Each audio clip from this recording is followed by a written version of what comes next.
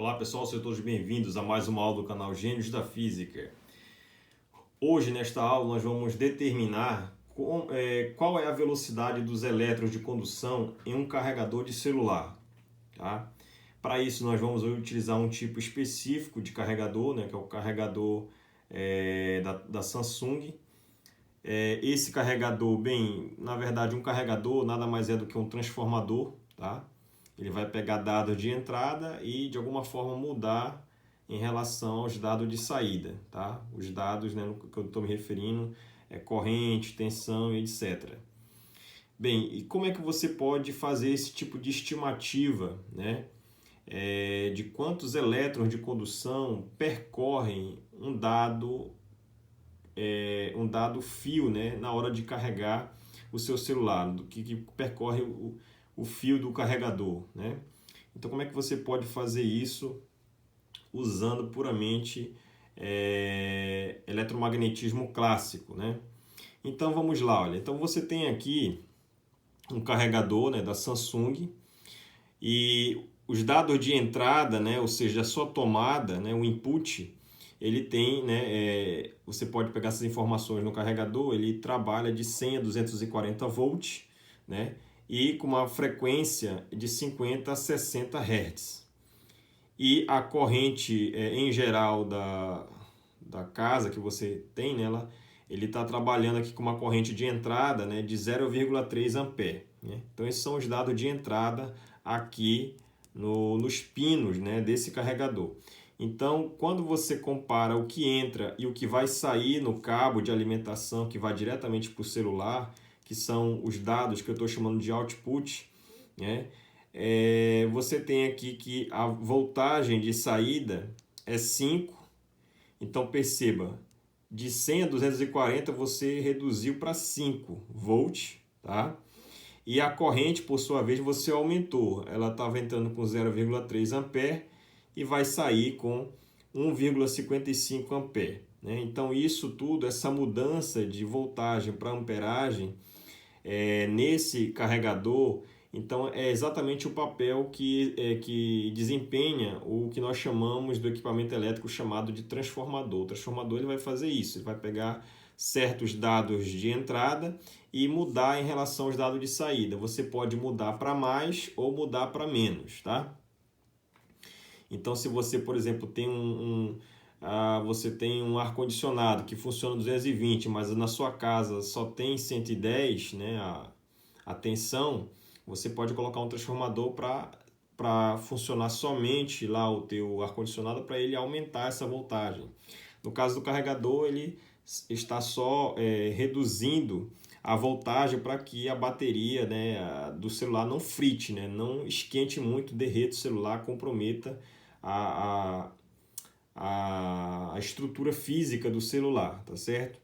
Então, aqui eu vou dizer que o meu carregador aqui ele tem um diâmetro D. Ele, em geral, esses carregadores são feitos de cobre, tá? Os filamentos, os fios que passam aqui, e vai passar uma corrente, que é uma corrente de em torno de 1,55 ampere. Então, com essas informações em mãos, vamos à análise desta aula. Então, vamos lá. Olha. Então, aqui, eu sei que a densidade de corrente elétrica ela é nada mais do que ρV, Rho é a densidade de carga, tem dimensão de carga sobre volume, e velocidade são a velocidade dos portadores de carga, São os portadores de condução elétrica, no caso são os elétrons, digamos os elétrons livres, que vão passear um átomo após átomo, aí, digamos, eles vão passear na estrutura do filamento do cabo, no fio, no cobre. Então, aqui é a velocidade desses elétrons, a velocidade dos elétrons. Aqui é o ρ, vou pegar a quantidade puramente vetorial e analisar somente o valor escalar dessa fórmula. E aqui o J, a densidade de velocidade desses elétrons. Eu sei que o J ele é a corrente sobre área, a área transversa na qual está passando esses elétrons, perfeito? Então, o J é I, que é a corrente que está passando, dividido pela área seção transversa aqui da passagem desses elétrons. Pois bem, Se você isolar aqui a velocidade dos portadores de carga, né, de condução, dos elétrons, você vai ter o seguinte, né? Rho, veja só, Rho eu sei que é carga sobre volume, ou seja, que carga é que eu estou me referindo? São a carga dos elétrons. E aí eu multipliquei por um fator N. O que é esse fator N? Bem, antes antes de eu falar sobre do que N depende, é fundamental de que quais são os parâmetros, né, que ainda faltam para eu embutir, para eu levar em consideração nessa forma, né? Então já tenho I, que é a corrente elétrica que passa. Se eu tenho um diâmetro, né, esse diâmetro aqui em geral é um círculo, né, onde os elétrons vão passar, né, um diâmetro com um fio circular. Então eu tenho a área basicamente πr quadrado, onde R é o raio, né, é o raio desse fio, ou se preferir, é π vezes d sobre 2 elevado ao quadrado, né? Lembra que o diâmetro é 2 vezes o raio.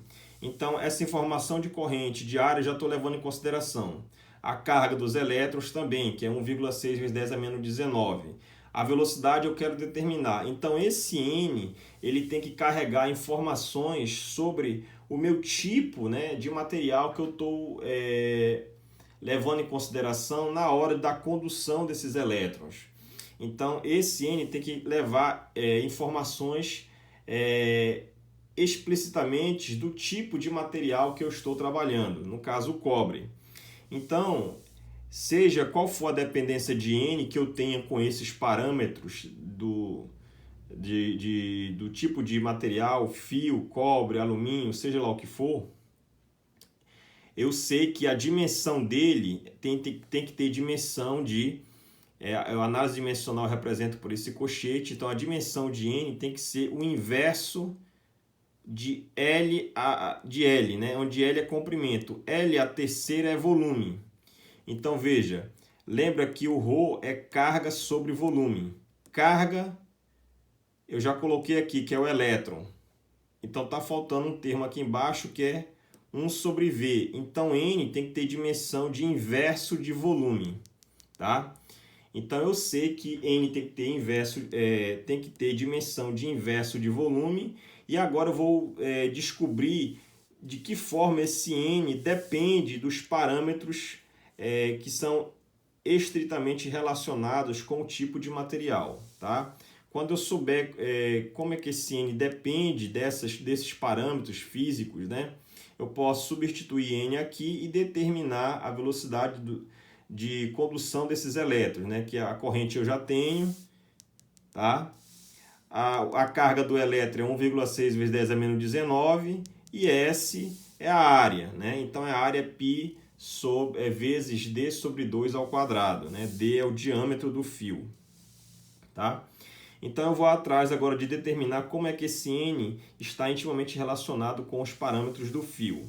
Então, para fazer esse tipo de análise, nada melhor do que fazer esse tipo de abordagem usando análise dimensional, né? Então, a análise dimensional é uma técnica que você utiliza para, por exemplo, encontrar fórmulas, né, de que como um parâmetro, né, uma grandeza física está relacionada com outras na qual ela depende. Bem, esse tipo de abordagem, né, você não consegue determinar fatores numéricos. Então, por exemplo, por exemplo, a gente sabe que a energia cinética é meio de mv quadrado.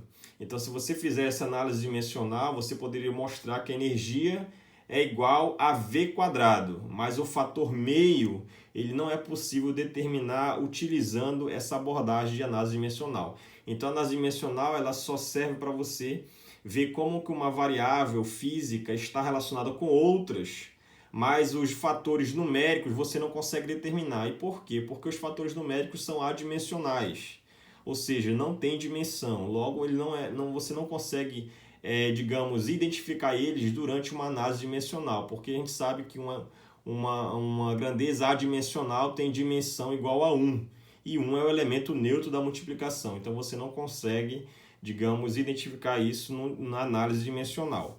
Então, indo adiante aqui, eu sei que N tem que ter dimensão de L a menos 3. L é comprimento, ou seja, volume inverso de volume.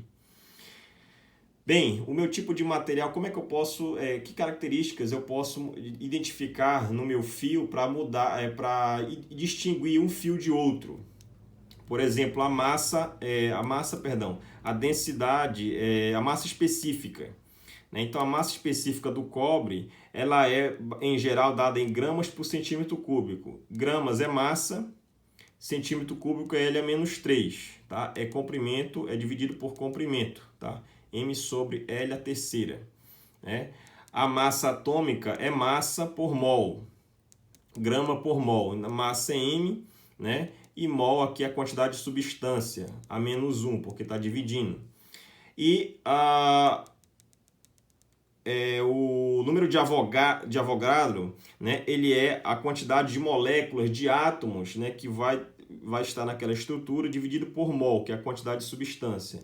Isso aqui é adimensional e isso aqui tem dimensão de mol a menos 1. Então, agora eu quero encontrar N. N tem que ser um produto todos esses três parâmetros. Agora, qual é a dependência? Se é uma dependência linear, quadrática, inversa, ou seja lá o que for. Então, eu vou colocar aqui essa igualdade aqui, N, a dimensão de N tem que ser igual ao produto, né? A dimensão do produto dessas três parâmetros. E aí, para você descobrir como é que é esse tipo de dependência, você coloca aqui expoentes do tipo alfa na primeira variável, beta na segunda variável e na terceira gama.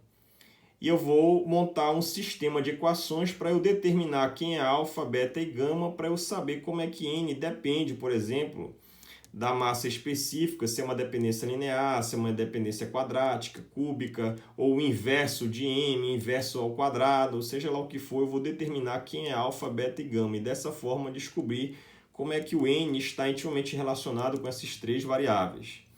Então, eu sei que N é L a menos 3, análise dimensional. Aqui é só substituir esse termo. Aqui também, elevado a beta, e aqui. Você pode montar um sistema. Aqui, por exemplo, a massa é M elevado a zero, desse lado esquerdo. Você vai igualar com M aqui. L a menos 3, você vai igualar com M aqui. Mol elevado a zero, você vai igualar com o lado daqui, no lado direito. Então, o que que fica? Aqui, L só tem aqui e só tem aqui, ó. Então, aqui fica L menos 3 alfa, menos 3 vezes alfa é menos 3 alfa, L elevado a menos 3 alfa, igual a L a menos 3, a mesma base, você pode igualar somente os expoentes. Então, fica menos 3 igual a menos 3 alfa. Logo, alfa é igual a 1, para poder manter essa igualdade. Então, alfa é igual a 1. Aqui você pode concluir também, aqui M alfa, M beta, então fica M elevado a alfa mais beta igual a M elevado a zero aqui, ou seja, alfa mais beta é igual a zero. E você vai fazer a mesma coisa aqui para mol, então fica mol a menos gama e aqui mol a menos beta. Então coloco o menos em evidência, fica mol a menos beta mais gama. Isso tudo tem que ser igual a mol elevado a zero do lado esquerdo aqui. Então fica beta mais gama igual a zero. Se alfa é 1, você substitui aqui e obtém beta, menos 1. Se beta é menos 1, você substitui aqui na última equação e obtém gama. Gama é 1. Então, alfa é 1, beta é menos 1 e gama é 1. Então, esses fatores aqui, ó, eu acabei de encontrar. Eu vou relacionar ele com essas outras grandezas físicas. Então, no final, eu vou ter que N vai ser μ, ou seja, proporcional à massa específica, proporcional aqui ao número de Avogadro, e inversamente proporcional, né, linearmente inversamente proporcional aqui à massa atômica do cobre. E aí eu sei que a análise dimensional ela não permite analisar quantidades adimensionais. Esse M que eu coloquei aqui é um número onde esse número vai me dizer, ele vai estar intimamente relacionado com o número de elétrons de condução que você vai ter durante a passagem de corrente elétrica nesse cabo desse carregador. Então, quando você pode ter um elétron de condução aqui, um elétron percorrendo o átomo aqui para poder levar essa corrente elétrica. Lembra que corrente elétrica são cargas em movimento, ou seja, é a variação de carga no tempo, né? Então, para você determinar esse N aqui, ó, ele depende de um número de elétrons de condução. Então, eu posso ter um elétron conduzindo essa corrente, eu posso ter 2, 3, 4, 5 mil elétrons passando por esse fio, levando essa corrente elétrica. E aí, como eu não tenho como determinar esse fator dimensional, eu coloquei somente um fator M aqui, que a dimensão dele é igual a 1, tá? Bem, então os dois resultados mais importantes foram como é que N depende das propriedades puramente do fio e dos elétrons de condução, e como é que a velocidade de condução desses elétrons está relacionada com os parâmetros. Então, agora que eu tenho o valor de N, eu vou substituí-lo aqui e determinar a velocidade dos elétrons de condução em um carregador de celular do tipo Samsung. Quando você tem aqui os dois principais parâmetros, então lembra quais são os dados. A corrente é 1,55 A, a carga do elétron é 1,610 a menos 19, a área é πr², onde π sobre 4 trocando raio pelo diâmetro, você vai ter aqui esse resultado, né, d² sobre 4. Π é 3,14. O diâmetro de um fio de um carregador de celular, né, esse diâmetro D aqui, ó, ele é em torno aí de 3 milímetros, tá? Que convertendo para centímetro é 3 vezes 10 a menos 1. A massa específica do cobre é em torno de 9 gramas por centímetro cúbico. O número de Avogadro é 6, né? Eu arredondei para 6, mas é 6,02 vezes 10 elevado a 23 átomos por mol. Já a massa atômica do cobre é 64 gramas por mol. Com todos esses dados, eu posso substituir em ambas as equações, né? E obter o resultado que eu estou querendo. Então, para N, eu obtenho que esse N vai ser M vezes 8,4 vezes 10 a 22 elétrons por centímetro cúbico. Então, o que isso significa? Significa dizer o seguinte, que se você... esse N aqui, né, ele vai me dizer o seguinte, quantos elétrons, né? Então, vamos lá, olha. Se eu tiver um elétron de condução passando...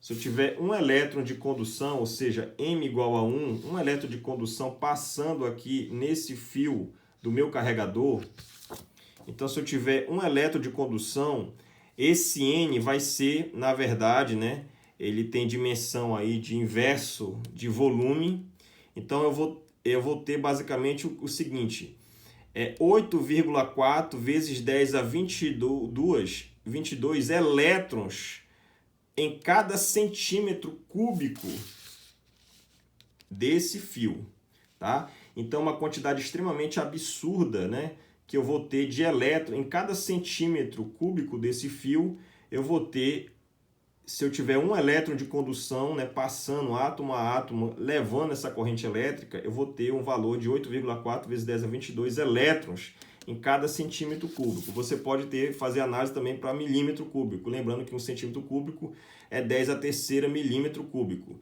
Esse M é uma quantidade puramente adimensional, a sua dimensão é igual a 1. Tá?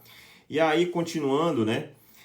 E a velocidade? Então, com esses resultados aqui, você pode substituir na velocidade e obter a velocidade de condução desses elétrons. O valor é 1,63 vezes 10 a menos 3 centímetros por segundo. Tá? Dividido por M. Então, se eu tiver um elétron de condução, o valor é esse.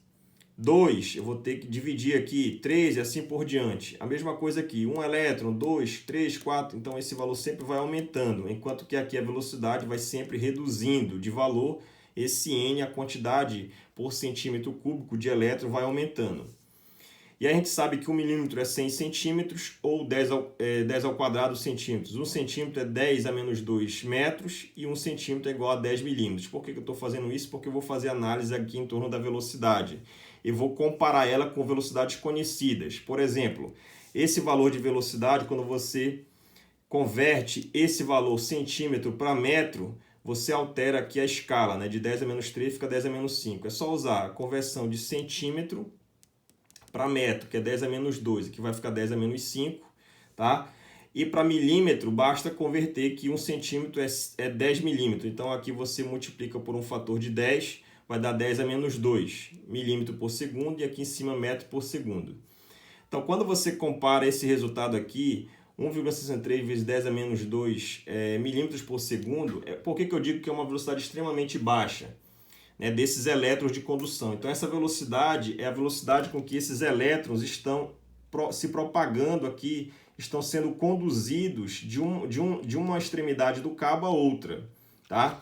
Então, essa velocidade de 1,63 vezes 10 a menos 2 é muito baixa. Por quê? Porque se você pegar aqui uma régua, pessoal, ela tem aqui, olha, na sua escala, essa distância daqui para cá é 1 centímetro. 1 centímetro é 10 milímetros, ou seja, cada tracinho desse aqui, ó, de 0, esse primeiro traço, por segundo, essa distância é 1 milímetro. Então, 10 milímetros, se você contar que tem 10 tracinhos aqui, 10 milímetros é equivalente a 1 centímetro, que é essa distância de 0 até aqui, ó. Então, de 0 a 1 é 1 centímetro, 2 centímetros, 3, 4, 5 e assim por diante. Cada tracinho pequeno desse aqui é 1 milímetro. Então, o nosso resultado é o quê? Se você pegar 1 milímetro e dividir ele em 100 partes, essa é a velocidade de condução desses elétrons. Então, o que significa? Se eu pegar essa distância aqui de 0 até o primeiro traço e dividir ela em 100 partes iguais, a velocidade desse elétron de condução é um tracinho desse, né? Eu peguei essa distância, que é bem pequenininha, e dividi em 100. Então, uma distância dessa, um tracinho desse, né? 1 sobre 100, é exatamente, aproximadamente, a velocidade de condução desses elétrons aqui no teu fio, no teu cabo do teu carregador, tá? Então, uma velocidade extremamente baixa, que eu estou me referindo, tá? Então, se você comparar, por exemplo, ela com a velocidade da luz, dividir uma pela outra, a velocidade da luz é 3 vezes 10 a oitava metros por segundo, esse resultado dá essa velocidade de condução aqui de cima, metros por segundo, dividido por C, que é metros por segundo, vai dar 0,054 vezes 10 a menos 12, o que significa que essa velocidade de condução aqui, né, lembra que isso é para um elétron de condução. Se for 2, você vai dividir esse resultado, 3 e assim por diante. Então, significa dizer que essa razão aqui vai ser 0,054 1 trilhão de vezes menor do que a velocidade da luz. Então, o valor de velocidade, esse aqui é extremamente baixo quando você compara a velocidade da luz, né? Não chega nem a 1%, né? É muito baixo mesmo. Aqui, se você pegar, por exemplo, um veículo que se move em perímetro urbano, ele gira em torno de 36 km por hora. 36 km por hora é equivalente a 10 metros por segundo, né? Basta dividir aqui por 3,6 e você obtém 10.